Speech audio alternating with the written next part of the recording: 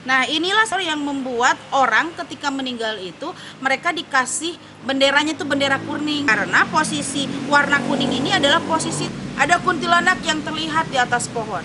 Ada yang melakukan pengajian yang disebut dengan kliwonan, tapi mereka menghadap air yang berisi bunga-bunga, kemudian si bunga-bunga itu dipakai oleh mereka untuk mandi, untuk pengasihan, sehingga banyak orang-orang yang mempercayai bahwa ketika seseorang akan menyantet seseorang, dia harus melakukannya pada hari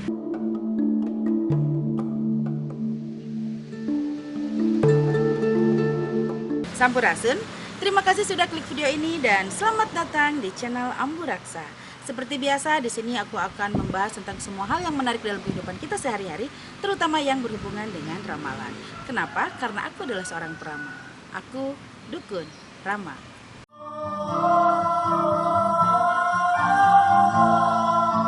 Jika ada di antara kalian yang pernah mendengar atau membaca tentang wage, kliwon, legi, pahing, pon, dan kalian tidak tahu apa itu artinya, di video kali ini aku akan mencoba untuk membahas tentang pancawara. Apa itu pancawara? Pancawara itu adalah yang tadi disebutkan itu. Kliwon, legi, pahing, pon, dan wage itu adalah pancawara. Mau tahu tentang apa itu pancawara yang sesungguhnya? Tonton terus video ini sampai selesai. Dan aing dikigel sire. Nah, jadi pada tahun 1633 Masehi itu, Sultan Mataram, Sultan Agung Prabu Hanyurukusumo, dia itu ingin menanamkan budaya Islam di wilayah kekuasaannya. Sehingga dia kemudian mengeluarkan dekret yang berisi sebuah perintah untuk mengganti kalender. Yang biasanya dipakai oleh masyarakat Jawa pada waktu itu adalah sistem penanggalan Saka. Nah, si sistem penanggalan atau kalender Saka ini dipakai dengan cara menggunakan sistem perputaran matahari. Jadi masyarakat Indonesia itu memang sebelum datangnya budaya Islam itu mereka sangat menghormati matahari, sehingga masyarakat Indonesia pada saat itu disebut sebagai bangsa matahari.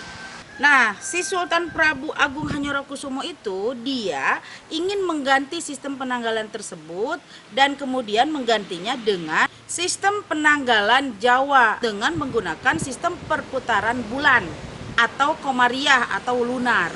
Tetapi tahun Saka tetap dipakai. Jadi si Sultan Agung Prabu Hanyurukusumo itu dia tidak memakai tahun Hijriah. Pada waktu itu tahun Hijriahnya adalah 1043. Nah, si Sultan Agung ini dia masih tetap memakai tahunnya tahun Saka dengan alasan untuk menjaga kesinambungan. Jadi pada waktu itu sistem penanggalannya dimulai dari tahun 1550 Saka, dirubah menjadi 1555 tahun Jawa.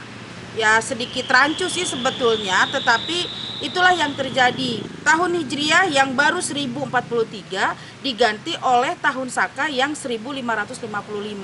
Jadi sebetulnya orang-orang Jawa, orang-orang Indonesia itu sudah mempunyai kalender sendiri yang usianya lebih tua dari Hijriah. Kalau orang Jawa tahun Saka ini kan sudah 1555, sementara tahun Hijriah baru 1043. Jadi sudah ratusan tahun mempunyai kalender sebelum Islam datang. Nah, jadi si kalender Jawa ini sebetulnya adalah salah satu bukti dari adanya proses akulturasi atau perpaduan atau perkawinan antara budaya Jawa, budaya Islam, dan budaya Julian atau budaya Barat. Karena pada akhirnya kemudian si kalender itu menjadi seperti yang kita ketahui sekarang. Dalam satu minggu itu ada 7 hari. Tetapi dalam satu minggu itu juga ada 5 hari. Yang 7 harinya itu adalah hari Senin, Selasa, Rabu, Kamis, Jumat, Sabtu, dan Minggu. Sementara yang 5 harinya adalah wage, legi, pahing, pon, dan kliwon. Nah, di dalam kalender Jawa itu, yang 5 hari tersebut disebut sebagai hari pasaran. Wage, legi, pahing, pon, kliwon adalah hari-hari yang dipercaya oleh masyarakat Jawa sebagai hari-hari yang baik untuk menentukan apa yang akan dilakukan oleh mereka. Nah, siklus 5 harian itulah yang disebut dengan pancawara. Si pancawara ini itu adalah sebuah hari yang ditentukan berdasarkan penanggalan bulan atau perputaran bulan, sehingga nama-namanya pun itu kemudian disinkronkan dengan posisi sikap bulan atau patrap. Patrap itu adalah sebuah sikap, posisi bulannya lagi apa nih, apakah lagi duduk, lagi berdiri, lagi ke kanan, lagi ke kiri, lagi mundur ke belakang dan sebagainya. Nah, sekarang kita bahas satu-satu dari kelima pancawara itu. Yang pertama, Wage. Wage itu adalah sebuah nama hari yang diambil dari posisi sikap bulan yang sedang duduk. Dan memang posisinya melambangkan posisi bulan yang sedang duduk. Wage ini juga disebut cemengan. Nah, si wage ini dipercaya mempunyai nilai spiritual yang tinggi dan dilambangkan dengan warna hitam atau kegelapan. Sehingga banyak orang-orang yang mempercayai bahwa ketika seseorang akan menyantet seseorang, dia harus melakukannya pada hari Wage. Yang kedua, ada legi atau manis. Orang Bali bilang umanis. Nah, si legi ini adalah posisi sikap bulan yang sedang memunggungi atau membelakangi. Jadi dia menghadap ke arah belakang. Nah, si umanis juga dipercaya sebagai waktu datangnya Dewi Saraswati atau ilmu pengetahuan. Dan si legi ini dilambangkan dengan warna putih. Yang ketiga, ada pahing. Nah, si pahing ini adalah posisi bulan yang menghadap atau madep.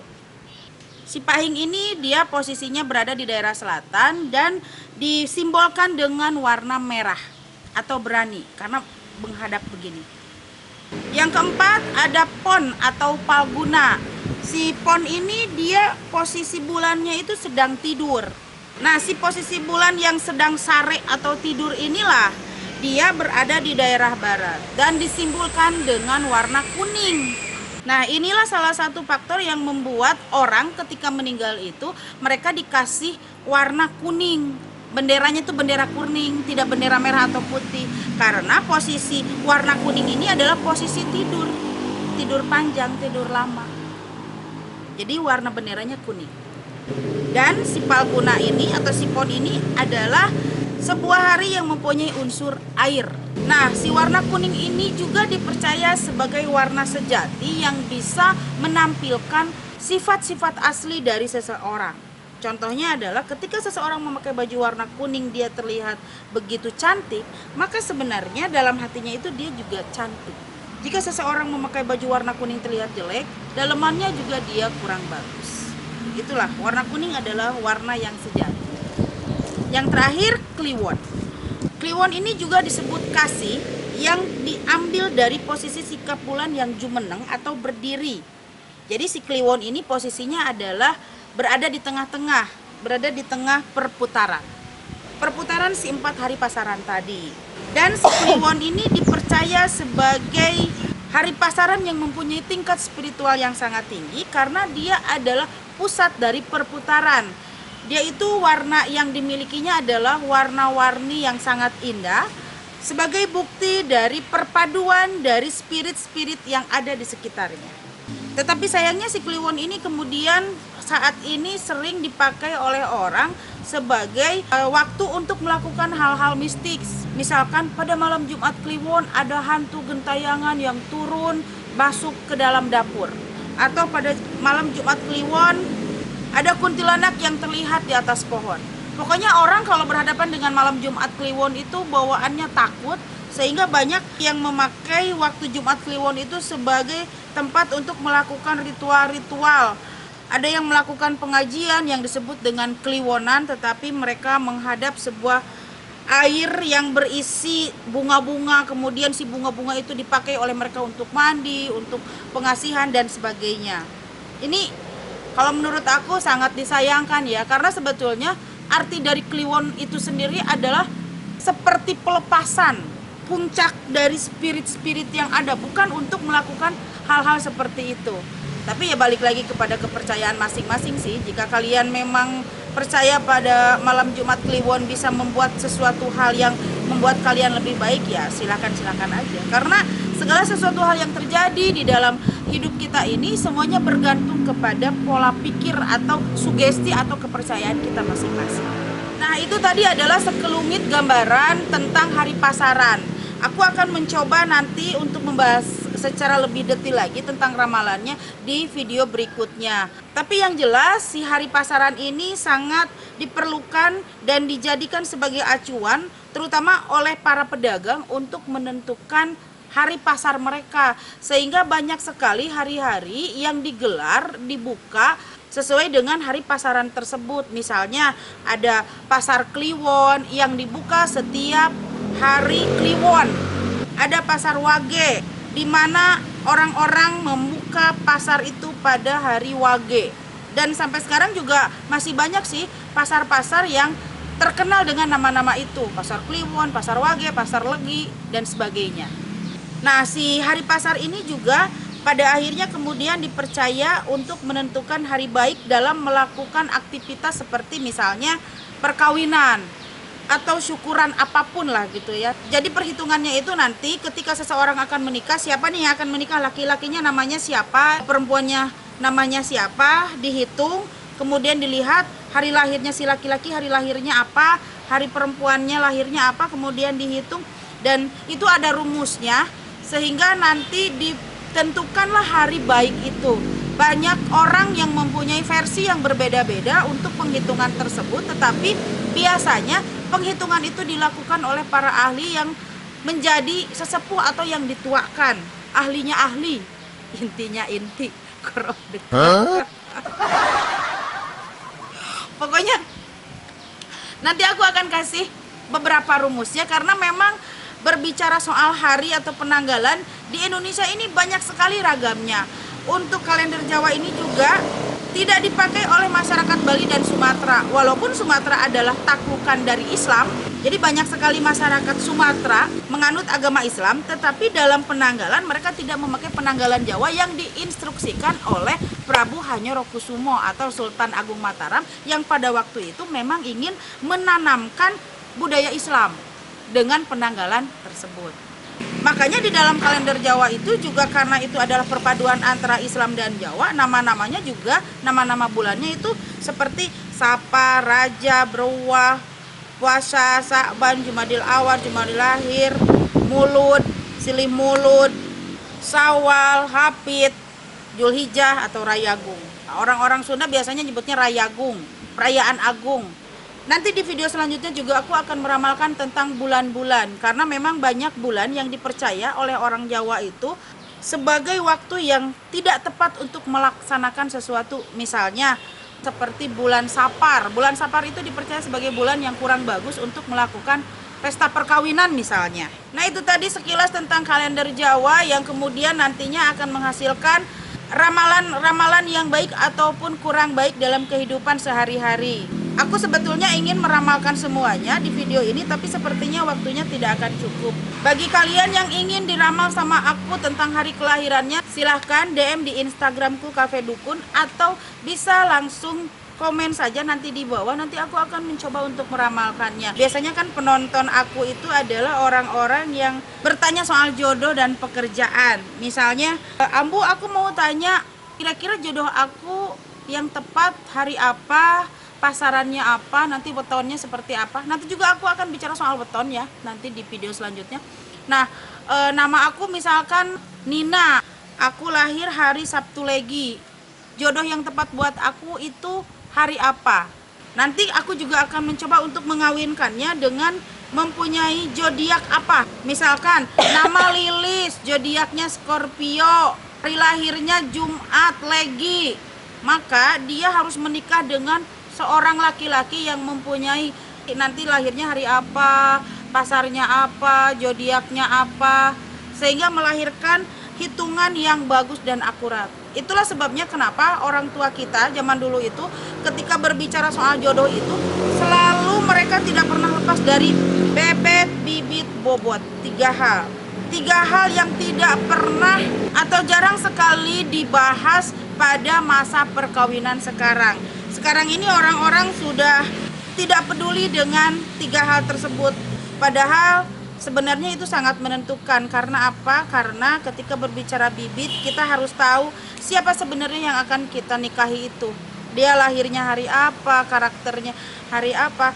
Jadi gini, Setiap orang yang mempunyai lahirnya hari Sabtu misalnya, maka dia adalah seseorang yang mempunyai jiwa misterius, dia orang yang tidak suka mengeluarkan unek-unek kecuali terpaksa. Nah, maka dia harus menikah dengan orang-orang yang membuat dia bisa membuka apa yang ada di dalam pikirannya. Nah, itu yang tidak ada di dalam pikiran anak-anak sekarang. Modal kawin sekarang ini ada dua, cinta dan uang. Pokoknya gua nggak cinta juga, yang penting kaya. Pokoknya gua nggak apa-apa lah dia nggak kaya juga, yang penting cinta. Bodoh amat kalau untuk urusan bebet bibit bobotnya. Padahal ternyata orang tua kita menentukan itu tuh sangat berpengaruh di dalam kehidupan keharmonisan rumah tangga. Bebet, bibit, bobot. Bibit itu bukan berarti kita harus lihat dia itu anak orang kaya atau bukan, tetapi lihat pribadinya seperti apa. Dan itu bisa dilihat dari lahirnya, zodiaknya apa, lahirnya apa, hari pasarannya apa.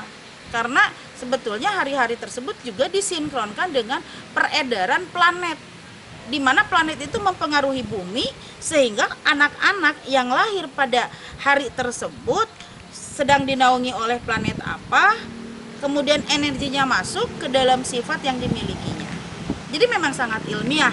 Jangan berpikir bahwa ramalan, terutama ramalan aku yang ada di channel YouTubeku ini adalah hal-hal mistik atau klinik. Aku berbicaranya ilmiah, sangat ilmiah. Bibit, bebet, bobot, 3 hal. Dan itu nanti akan berhubungan dengan ramalan berikutnya di video selanjutnya. Kita akan lihat bebet, bibit, bobot kalian dengan pasangan kalian itu seperti apa. Oke, sekali lagi terima kasih sudah nonton video ini sampai selesai. Maaf sekali jika ada salah-salah kata. Dan sekali lagi buat kalian yang ingin diramal sama aku, silahkan komen di bawah. Sekali lagi terima kasih. Rahayu.